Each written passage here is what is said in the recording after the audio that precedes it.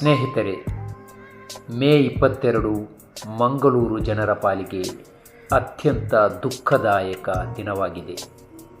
ಪ್ರತಿಯೊಂದು ಮನೆಯಲ್ಲೂ ಈ ದಿನ ಒಂದು ದುಃಖದ ವಾತಾವರಣ ಇದೆ.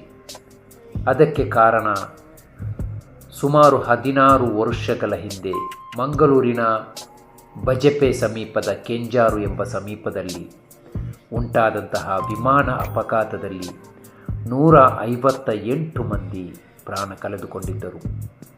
ಪ್ರತಿಯೊಂದು ಮನೆಯಲ್ಲೂ ಆ ದಿನ ಕತ್ತಲೆ ಕವಿದಿತ್ತು.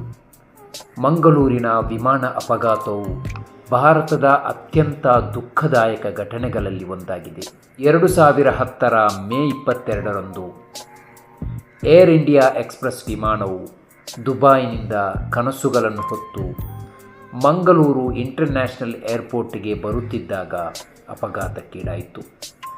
ಈ ವಿಮಾನದಲ್ಲಿ ರಜೆ ಮೇಲೆ ಹೋದವರು, ಕೆಲಸವನ್ನು ಮುಗಿಸಿ ವರ್ಷದ ನಂತರ ಬರುವವರು, ಮದುವೆಗಾಗಿ ಬರುವವರು, ತಾಯಿಯನ್ನು ನೋಡಲು ಬರುವವರು, ಮಕ್ಕಳನ್ನು ನೋಡಲು ಬರುವವರು, ಹೊಸ ಮನೆ ಕಟ್ಟಿ ಅದರ ಇನಾಗ್ರೇಷನ್ಗೆ ಬರುವವರು ಇತ್ಯಾದಿ ಕನಸುಗಳನ್ನು ಹೊತ್ತ ಜನರು ಅದರಲ್ಲಿದ್ದರು.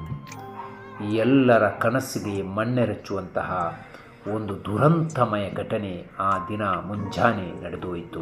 ವಿಮಾನವು ರನ್ವೇ ಮೇಲೆ ಸರಿಯಾಗಿ ಇಳಿಯದೆ ಮುಂದಕ್ಕೆ ಜಾರಿ ಕಣಿವೆಗೆ ಬಿದ್ದಿತು. ಈ ದುರಂತದಲ್ಲಿ 158 ಮಂದಿ ಪ್ರಾಣ ಕಳೆದುಕೊಂಡರು. ಮಂಗಳೂರು ವಿಮಾನ ನಿಲ್ದಾಣವು ದೇಶದಲ್ಲಿಯೇ ಟೇಬಲ್ ಟಾಪ್ ರನ್ವೇ ಹೊಂದಿರುವುದರಿಂದ ಇದು ಒಂದು ಭಯಾನಕವಾದ ರನ್ವೇಯಾಗಿ ಗುರುತಿಸಲ್ಪಟ್ಟಿದೆ. ಮೇ 22ರಂದು ಮಂಗಳೂರಿನ ಜನರು ಪ್ರತಿಯೊಬ್ಬರೂ ಈ ದುರಂತಮಯ ಘಟನೆಯನ್ನು ನೆನಪಿಸುತ್ತಾರೆ. ಅದು ನಮ್ಮಲ್ಲಿ ಸದಾ ನೆನಪಿನಲ್ಲಿರುವಂತಹ ಒಂದು ಘಟನೆಯಾಗಿದೆ.